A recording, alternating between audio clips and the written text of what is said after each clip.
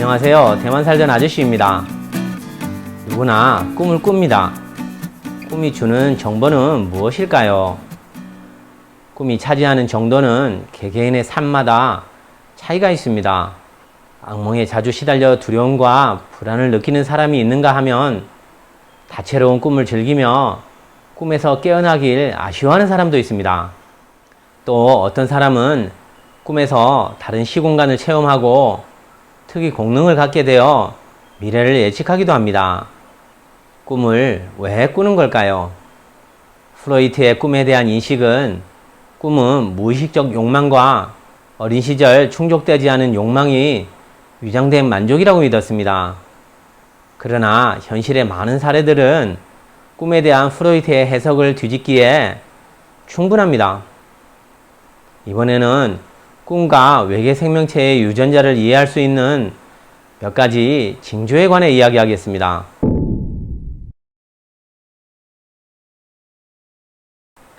티베트에는 신비한 이야기와 전설이 많습니다.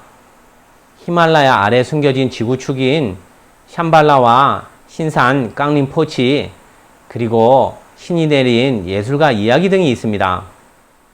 1989년 티베트 캄도의 비엔바 카운티에 있는 한 목동이 집에서 소년이 태어났습니다.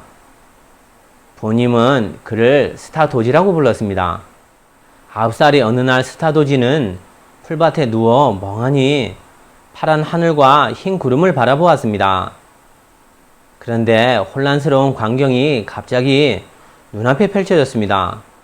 고대의 갑옷을 입은 2명의 경비병과 함께 게사르 왕이 백마를 타고 그를 향해 달려왔습니다. 게사르 왕은 스타도지 앞에 와서 배고픈지를 물었습니다. 이 질문에 스타도지는 정말 허기를 느껴 고개를 끄덕이며 배가 고파요 라고 대답했습니다. 그러자 왕은 여러 권의 경전을 스타도지에게 먹으라고 했습니다. 스타도지는 본능적으로 거절했습니다. 그러자 왕은 경전을 먹어야 한다, 너의 운명이다 라고 말했으며 2명의 경비병이 억지로 경전을 스타도지의 입에 쑤셔 넣었습니다. 그런데 이상하게 눈을 감고 힘들이지 않고 경전을 삼킬 수 있었습니다. 삼키자마자 게사르 왕과 경비병들은 사라졌습니다. 스타도지는 너무나 생생했지만 눈을 뜨면서 꿈이라는 것을 알아챘습니다. 다음날 학교에 갔을 때 스타도지는 답답했습니다. 수업 시간에 갑자기 머리가 붓고 어지럼증, 메스꺼움, 구토를 느꼈고 마음에 뭔가 가득 찬 듯 말하고 싶음을 느꼈습니다. 잠시 후 그는 비몽사몽의 상태에서 고개를 저으며 노래를 불렀습니다. 반 친구들은 깜짝 놀라 의아한 눈으로 그를 쳐다보았습니다. 선생님은 스타도지의 노래에 귀 기울여 듣다가 깜짝 놀랐습니다. 스타도지는 게사르 왕의 정기를 부르고 있었습니다. 게사르 왕의 정기는 2천만 자가 넘는 세계에서 가장 긴 서사시입니다. 인도의 마하바라타는 총 15부이지만 게사르 왕의 정기는 3부 더 많은 총 18부로 된 대서사시입니다. 그것을 9살 아이가 눈을 감고 암송한다는 것은 신이 내린 능력인 것입니다. 그 이후로 티베트에는 게사르 왕의 정기를 노래할 수 있는 예술가 스타도지가 탄생한 것입니다. 이것은 마법 같은 꿈으로부터 시작되었습니다. 티베트에는 이런 예술가가 많은데 그중 스타도지가 가장 어립니다. 인터넷에서 스타도지를 검색하면 그에 대한 많은 중공 미디어 선전 자료를 찾을 수 있습니다. 스타도지가 중공 통일 전선의 도구로 이용될 수도 있지만 게사르 왕을 노래하는 한 그는 신이 선택한 젊고 재능 있는 예술가이며 기적의 존재라는 증거입니다. 그렇다면 스타도지의 꿈을 어떻게 이해해야 할까요? 다차원적인 시간과 공간을 이용하여 이해하면 쉽게 설명할 수 있습니다. 꿈은 다른 차원의 시간과 공간입니다. 어떤 사람들은 아름다운 꿈을 꾸는데 이것은 육체가 잠을 잘 때 영혼이 고주파 차원의 공간에 들어갔다는 것을 의미합니다. 스타 도지도 마찬가지로 시공간을 초월하여 게사르 왕을 만난 것입니다. 꿈이 끔찍하게 느껴진다면 당신은 지구의 주파수와 같거나 낮은 층차에 들어가다는 것을 의미합니다. 그런 경우 부정적인 에너지 크기 때문에 꿈의 장면이 끔찍한 것입니다. 스타 도지가 경험한 특별한 꿈 외에 다른 형식의 꿈이 있습니다. 수행자들이 수행 과정에서 깨달아야 하는 법리를 깨닫지 못하거나 잘못 깨닫는다면 스승이 꿈으로 깨우쳐 줍니다. 높은 층차에는 부정적인 생명이 영적 승급을 방해하거나 위협하고 막기 위한 경우도 있습니다. 이런 꿈이 꼭 무서운 것만 아니라 일부는 아름답기도 합니다. 그래서 꿈을 구별하는 지혜가 필요합니다.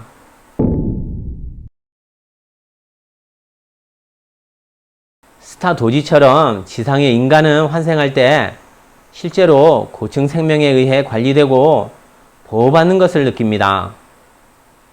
역사상 유일한 양자 최면술사 돌로레스 칸난의 최면 기록에 따르면 지구에 환생한 영혼이 적어도 10종류가 있다고 합니다. 플레이아데스인, 악투리아인, 안드로메다인, 히리우스인, 검고인, 오리온인, 천사, 그레이 에일리언, 아누나키인, 요정 등입니다. 긍정적인 외계 영혼은 대부분 평범한 가정에서 환생하고 성품이 매우 고귀하고 친절합니다. 일반적으로 부정적인 외계 영혼은 혈계 가족에 환생합니다. 혈계 가족은 예를 들어 일루미나티 가족을 말합니다. 로스차일드, 록펠러 가문 등 공산 사탄을 말하는 것입니다. 그럼 지구에 환생한 다른 행성이나 별자리 차원의 생명체가 지니는 특성에 대해 알아보겠습니다. 첫 번째는 자동차를 좋아하지 않습니다. 자동차를 사용하지만 도구라는 인식을 넘어서지 않고 아무리 고급 자동차라도 좋아하지 않습니다. 상위 행성에서는 자동차가 생태계를 오염시키고 파괴하는 주범이라고 생각하여 이미 도태되었다고 합니다. 두 번째는 고도에 대한 두려움이 없습니다. 외계 환생 영혼은 그들이 고향 행성에 중력이 없거나 날 수 있는 도구가 있어서 우주의 중력에 대한 개념이 없습니다. 따라서 고도에 대한 공포감이 없고 높은 곳에서 아래를 내려다보는 느낌을 매우 좋아합니다. 세 번째는 살생을 본능적으로 혐오합니다. 모든 외계 환생 영혼은 본능적으로 생명을 해치는 피비린내 나는 느낌을 멀리하고 살인을 혐오합니다. 그들은 육류를 먹지만 성인이 되면 살생에서 비롯된 것을 깨닫고 의식적으로 채식주의자가 됩니다. 높은 층차의 생명은 생명의 근원이 하나라는 것을 압니다.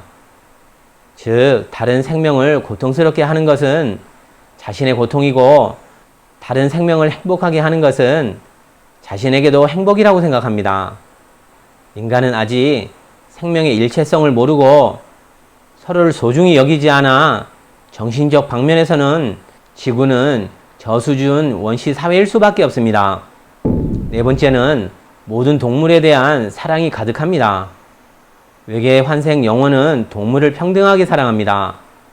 하지만 인간이 애완동물을 대하는 그런 사랑과는 차이가 있습니다. 동물이 가치가 높다고 더 이뻐하거나 낮다고 싫어하지 않습니다. 다섯 번째는 그들은 경쟁하는 것을 좋아하지 않습니다. 그들은 타고난 평화주의자입니다.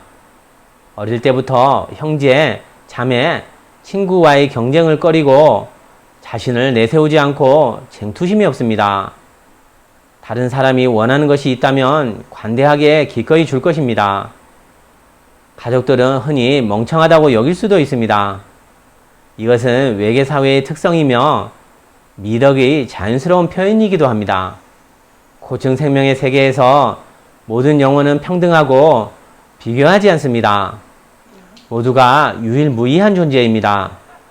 비교할 필요가 없습니다. 더구나 창조주의 세계에서는 개인은 너무나 작은 존재입니다. 정말 대단한 것은 하나의 천국 세계와 하나의 행성, 하나의 우주입니다. 그러므로 아무도 자신이 얼마나 대단한지를 드러내려 하지 않습니다. 여섯 번째는 태어날 때부터 우주의식이 있습니다. 외계 환생 영혼은 보통 어릴 때 의식의 주파수를 변조할 수 있습니다. 그들이 멍해 있는 것은 우주의식과 연결하는 것입니다. 일반적으로 마음이 평온한 상태이거나 강한 자극을 받았을 때 발생합니다. 성인이 되어서도 그렇게 할 수 있는 영혼은 일부일 뿐입니다. 이미 인류의 자아의식에 의해 강화되고 굳어진 후 점차 주파수 변조 능력을 잃어버리기 때문입니다. 일곱 번째는 설명할 수 없는 기이한 경험을 합니다. 외계의 환생 영혼은 대개 기이한 경험을 합니다.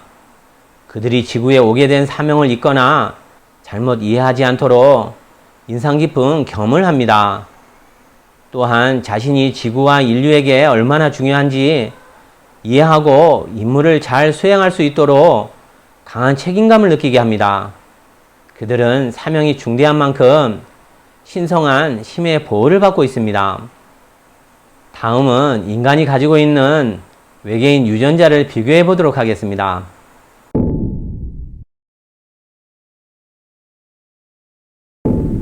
플레이아데스인은 일반적으로 우아한 기질, 아름다운 외모, 대칭적인 안면선, 특히 큰 눈을 가지고 있습니다. 남성이든 여성이든 내면의 에너지는 균형을 잘 유지합니다. 플레이아데스인들은 행성 간의 전쟁으로 자기 행성을 잃은 적도 있고 리자드맨의 습격을 받은 적도 있습니다. 따라서 평안을 중시하고 자연을 사랑하며 모이기 좋아하며 가족을 소중히 여깁니다. 그들은 집으로 돌아가고 싶은 강한 열망이 있으며 특히 지구인을 기꺼이 돕고자 합니다. 현재 지구의 상황을 그들은 이미 겪었기 때문입니다. 악투리아인은 과학기술, 치유 및 커뮤니케이션이 특기입니다. 그들은 논리적 사고가 매우 뛰어나고 계획을 잘 짜며 어린 시절부터 점성술, 천문학, 양자역학 등을 좋아합니다. 또한 많은 철학적 문제에 대해 생각하는 것을 좋아하고 여행을 좋아합니다. 계급 구분을 좋아하지 않습니다. 그들 행성의 모든 생명체는 하나이기 때문입니다. 그들의 일은 주파수와 에너지 구성을 기반으로 합니다. 안드로메다 별자리는 매우 멀리 떨어져 있고 차원이 높아서 부정적인 행성의 영향과 공격을 거의 받지 않습니다. 지구에서 환생한 사람은 극소수에 불과합니다. 안드로메다 별의 여인은 아름다운 외모, 옅은 푸른 피부와 높은 지위를 가지고 있습니다. 안드로메다 지구인은 여성일지라도 자유를 추구합니다. 어떤 형태의 구속이나 의무를 좋아하지 않고 회사에서 일하는 것보다 자신의 사업을 하기 좋아합니다. 그들은 또한 여행과 유목 생활을 좋아합니다. 시리우스인들은 아틀란티스와 고대 이집트 시대에 지구를 자주 방문했습니다. 시리우스인은 단순한 삶을 좋아하고 수줍어하며 의사소통에 능숙하지 않습니다. 그러나 상상력이 매우 풍부하고 생각이 깊고 삶에서 심오한 경험을 합니다. 동시에 트렌드를 따르지 않고 예술과 다른 방식으로 자신을 표현합니다. 검은고인은 고대 별자리입니다. 검은고 별자리인은 위험을 감수하고 미지의 것을 두려워하지 않습니다. 그들은 스키, 암벽 등반, 바운스 등과 같은 더 흥미진진한 스포츠를 좋아합니다. 그들은 남성의 에너지가 매우 강하고 실행력이 뛰어나고 문제를 잘 해결하며 종종 리더가 됩니다. 그들은 강한 마음을 가지고 있으며 물질 세계의 물건에 별로 집착하지 않습니다. 오리온인들은 논리 분석을 잘합니다. 습관적으로 주변 사람과 사물을 분석하고 진정한 의미와 이유를 파헤치는 것을 좋아합니다. 호기심이 많고 지식이 풍부하며 유머 감각이 뛰어납니다. 천사 지구인의 에너지는 매우 부드럽습니다. 항상 천진난만하고 좋은 면과 아름다운 세상만 봅니다. 남을 돕고 봉사하는 것을 좋아합니다. 그들은 다른 사람의 감정적 변화에 매우 민감합니다. 그래서 온종일 일하는 일반 사무직은 힘들어합니다. 작은 회색인들은 미디어 때문에 사람들에게 부정적인 인상을 줍니다. 그러나 모든 회색인들이 다 부정적인 것은 아닙니다. 그들은 매우 논리적이고 조직적이며 IQ가 높습니다. 생물학, 유전자 등에 관심이 많고 과학기술과 양자 물리학을 좋아합니다. 아누나키인도 작은 회색인처럼 사람들에게 부정적인 인상이지만 모두 그런 것은 아닙니다. 인간과 마찬가지로 나쁜 사람도 있고 좋은 사람도 있습니다. 아누나키인은 대개 키가 크고 남성의 에너지가 강합니다. 다른 사람을 이끌고 보호하는 것을 좋아하며 가족의 기둥입니다. 그들은 진실을 파헤치는 것을 좋아하고 고대 그리스와 이집트의 문명을 좋아합니다. 4차원은 요정의 세계입니다. 동화에서 흔히 볼 수 있는 유니콘, 이너, 스노우, 몬스터 등 모두 4차원의 요정의 세계에 살고 있습니다. 요정 지구인은 대체로 천진난만하고 활기차며 평화롭고 자연 속에서 살기를 좋아합니다. 여러분은 어떤 특징을 가지고 있나요? 자기 생명의 내원이 어디에서 왔는지 궁금하지 않나요? 오늘 영상은 여기까지 하겠습니다. 감사합니다.